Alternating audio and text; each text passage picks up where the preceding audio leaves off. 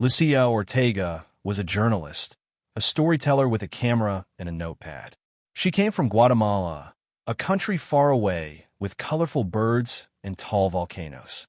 She loved sharing stories about her home, but she also wanted to learn about the world. That's why she moved to New York City, a place buzzing with people from every corner of the globe. In New York, Lucia worked hard as a reporter. She wrote about all sorts of things: friendly neighbors, yummy food from different countries, and sometimes important problems that needed fixing. She always tried to be fair and show everyone's side of the story. Lucia had a special talent for making people feel comfortable. She would listen carefully and ask good questions. People trusted her, and that's what made her a good journalist. She believed everyone deserved to have their voice heard, especially those who weren't always listened to. She was excited to be in New York, a city where she could share all sorts of stories with the world. She just never imagined that one day she would become the story. But before Lucia became the story, she was just trying to do her job. And sometimes her job meant reporting on difficult things. One of those things was IC. ICE stands for Immigration and Customs Enforcement. They are a part of the government. Their job is to make sure that people who come to the United States follow the rules about who can live and work here. They find people who they believe are not following those rules. Sometimes that means sending people back to their home countries. Some people think ICE is doing important work to keep the country safe. They believe ICE helps to make sure everyone follows the same laws. Other people think ICE is not always fair. They worry that ICE sometimes makes mistakes or treats people badly, especially people who are new to the country or who don't speak English very well. They believe that everyone deserves to be treated with respect, no matter where they come from. So, you see, ICE is something that people have very different feelings about. And that's why Lucia decided to go and report on the protest. The protest was loud. People held up signs with messages for ICE. Some signs said, "Families belong together." Others said, "Stop the raids." People chanted, shouting slogans that echoed through the streets of New York City. Lucia walked through the crowd, her camera in hand. She took pictures of the signs, the faces of the protesters, and the police officers who were watching nearby. She talked to people, asking them why they were there and what they hoped to achieve. Some people were worried. They told Lucia they were afraid that ICE would come to their homes and take their families away. Others were angry. They said that ICE was not treating people fairly and that the rules needed to change. Lucia listened carefully to everyone. She wrote down their words in her notepad, trying to capture the feeling of the protest. She wanted to share their stories with the world to help people understand what was happening and why it mattered. She believed it was important to show all sides of the story, even when it was difficult. The energy of the protest was intense, a mix of hope, fear, and determination. Suddenly, everything changed. There was a commotion near the edge of the crowd. People started shouting. Lucia, always wanting to see what was happening, moved closer. Then, someone grabbed her arm. "You're under arrest," a voice said. Lucia was shocked. "What? Why?" she asked, confused. She reached in her bag and pulled out her press badge, a special card that showed she was a reporter. "I'm a journalist," she explained, holding up the badge. "I'm here to report on the protest." But the person didn't seem to care. They took her badge and told her to turn around. Lucia was scared. She had never been arrested before. She didn't understand what was happening. She tried to explain again that she was just doing her job, but it was no use. They put her in handcuffs and led her away from the protest. The sounds of the chanting faded as she was taken to a police car. Her heart was pounding in her chest. This was not how the day was supposed to go. This wasn't right. Now, you might be wondering, what exactly is a press pass? Imagine it like a special key. This key doesn't open doors to buildings, but it opens doors to information. It tells people that Lucia was a reporter there to share important news with everyone. Reporters go to lots of places. Sometimes it's a school play, sometimes it's a fire, and sometimes, like in Lucia's case, it's a protest. The press pass helps them get access to these places so they can see what's happening and tell the world about it. It's important that reporters can do their jobs without being stopped or arrested just for reporting the news. That's because in America and in many other countries, there's something called freedom of the press. This means that news companies and reporters have the right to share information without the government telling them what they can and cannot say. So, when Lucia showed her press pass, it should have been a sign that she was there to do her job, not to cause trouble. It should have protected her from being arrested. It was like showing a permission slip to be there. But for some reason, it didn't work. But the trouble didn't stop there. After they arrested Lucia, they took her bag. Inside was her camera, her notepad, and her phone, all the tools she needed to do her job. Without these things, she couldn't take pictures, write down notes, or contact her editor to tell them what was happening. Taking a reporter's gear is like taking a baker's oven or a doctor's stethoscope. It makes it impossible for them to do their work. It also means that important information, like the photos and notes Lucia took at the protest, could be lost or destroyed.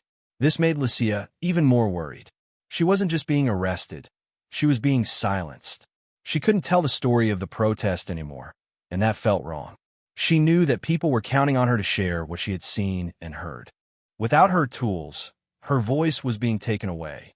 It was like she was a bird with its wings clipped, unable to fly and share its song. She felt helpless and frustrated. This was more than just an arrest. It was an attack on her ability to do her job. Even worse, Lucia was treated as if she didn't have the right to be in the United States. She was processed as undocumented, which means that the people arresting her thought she didn't have the proper papers to live and work in the country. This was a big mistake.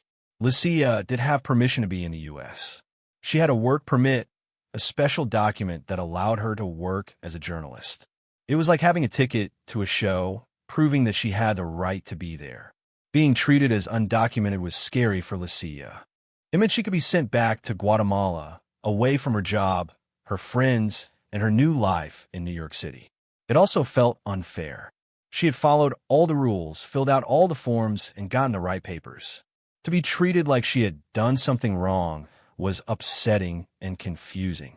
She knew she had the right to be there, but the people arresting her didn't seem to believe her. It was like she was invisible, and her papers didn't matter. This made her feel small and helpless. News of Lucia's arrest spread quickly.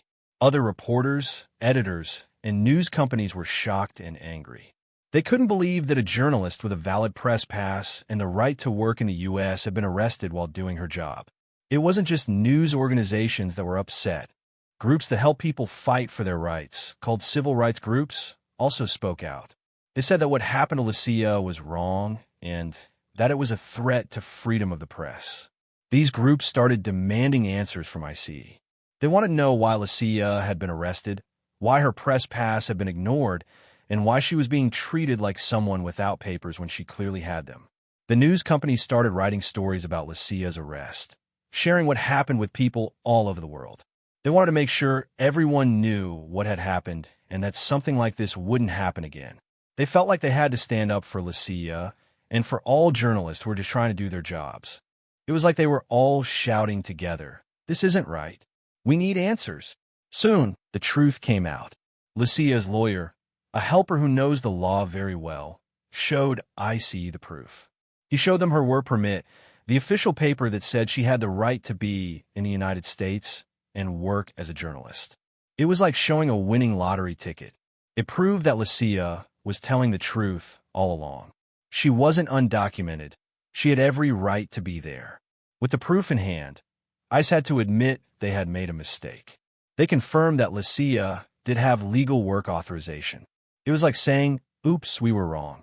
But the damage was already done. Lucia had been arrested, her gear had been taken, and she had been treated unfairly. Just because IC admitted their mistake didn't make everything okay again. The big question remained, why had this happened in the first place? Why hadn't they listened to her when she showed them her press pass? Why hadn't they checked her papers before arresting her? It felt like more than just a simple mistake. That's when some people started to wonder if there was another reason for Lucia's arrest. Could it be that IC didn't like her reporting on the protest? Did they want to stop her from sharing the stories of the people who were speaking out against them? These people accused IC of trying to silence the press. Silencing the press means stopping reporters from doing their jobs, from sharing important information with the public. It's like putting a lock on a library, preventing people from reading books and learning new things. If ICE arrested Lucia to stop her from reporting on the protest, that would be a very serious problem. It would mean they were abusing their power and violating the freedom of the press. It would be like a bully picking on someone smaller and weaker just because they didn't like what they were saying. The idea that ICE might have tried to silence Lucia made many people even angrier. They believe that everyone has the right to speak freely, and that reporters play a very important role in making sure that everyone's voice is heard. They thought that ICE should be protecting that right, not trying to take it away. Why is it so important for reporters to be able to do their jobs without fear? Imagine a town where only the mayor is allowed to talk. He could tell everyone that everything is perfect, even if it isn't. Reporters are like extra eyes and ears for everyone. They go out and see what's really happening, even if it's not always pretty. They ask questions, they share information, and they help people understand the world around them. If reporters are afraid of being arrested or punished for reporting the news, they might not tell the whole story. They might be afraid to ask tough questions or to write about things that powerful people don't want them to write about. That's why freedom of the press is so important. It helps to make sure that everyone has access to the truth, even when the truth is uncomfortable. It helps to keep people in power honest and accountable. It's like having a superhero who fights for the right to know. Without it, we might only hear one side of the story, and that wouldn't be fair or right. It is like having light. Without it, we cannot see. So what did ICE say about all of this? They gave a statement, which is like a written explanation. They said that they were still looking into what happened. They didn't say why Lucia was arrested or why her press pass was ignored. They did say that they respect the freedom of the press and that they don't try to stop reporters from doing their jobs. But many people found it hard to believe them, especially after what happened to Lucia. Some people thought that ICE's statement wasn't good enough. They wanted a real apology to Lucia and a promise that something like this would never happen again. They wanted ICE to explain exactly what went wrong and how they would fix it. It was like a teacher saying, "I'm sorry if you were upset," instead of saying, "I made a mistake and I will do better next time." It didn't feel like a real apology or a real commitment to change. People wanted more than just words. They wanted action. They wanted to know that ICE understood the importance of freedom of the press and that they would protect it in the future. But what about Lucia? How did she feel through all of this? It was a scary and confusing experience for her. Imagine being arrested for doing your job, even though you had all the right papers. Lucia said that she was shocked and afraid. She felt like her voice was being taken away. She worried about what would happen to her and her career. She knew that other journalists, especially those who were from other countries or who were people of color, might be afraid to report on important issues after seeing what happened to her. Despite everything, Lucia said that she wouldn't be silenced. She said that she would continue to report on the things that matter, even if it was difficult. She said that she believed it was important to stand up for freedom of the press and for the rights of all people. She wanted people to know that what happened to her was wrong and that it shouldn't happen to anyone else. She said, "My voice will not be silenced. I will keep reporting, keep telling stories, and keep fighting for what is right." She was like a small but mighty warrior, determined to keep fighting for justice. What happened after Lucia's arrest? Well, there were investigations. People wanted to find out exactly what went wrong and who was responsible. It was like trying to solve a mystery. Some people called for ICE to change the way they train their officers, to make sure they understand the importance of freedom of the press and how to properly check someone's immigration status. They wanted ICE to learn from their mistakes so that something like this wouldn't happen again. Lucia continued to work as a journalist, reporting on important stories and standing up for what she believed in. She became a symbol of courage and resilience. The story of Lucia's arrest also made people think more carefully about immigration and how people from other countries are treated in the United States. It reminded them that everyone deserves to be treated with respect and fairness, no matter where they come from or what they look like. It was like a wake-up call, reminding people to be kind and understanding. The story spread far and wide. It was translated into many languages. It was discussed in schools and at dinner tables. The story reminded everyone of the importance of freedom. Why does Lucia's story matter to you, even if you were just a kid? Because it teaches us about fairness, about standing up for what is right, and about the importance of asking questions. It shows us that even when things seem unfair, it's important to speak out and demand answers. It reminds us that everyone deserves to be treated with respect, no matter where they come from or what their job is. Lucia's story also teaches us about the importance of freedom of the press. It reminds us that reporters play a vital role in our society, and that we need to protect their right to do their jobs without fear. It's like learning about a puzzle. Each piece represents something like fairness, justice, or freedom. When something like Lucia's arrest happens, it's like a piece is missing. We need to put all the pieces back together to make the picture whole again. And even though it can be hard, it's important to understand that even small voices can make a big difference, just like Lucia's. So, the next time you see a reporter, remember Lucia. Remember that they are working hard to bring you the news, to share important stories, and to help you understand the world. Remember that freedom of the press is something worth protecting, and that everyone deserves to be treated with fairness and respect.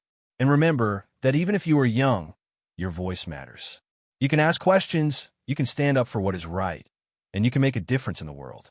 Maybe you'll even become a journalist one day, just like Lucia. Or maybe you'll find another way to use your voice to make the world a better place. The important thing is to never be afraid to speak out, to never give up on your dreams, and to always remember that even the smallest voices can be heard. Lucia's story is not just her story. It's a reminder for all of us. A reminder that even when things are difficult, we can always find the courage to stand up for what we believe in. So, be brave, be kind, and never stop asking questions.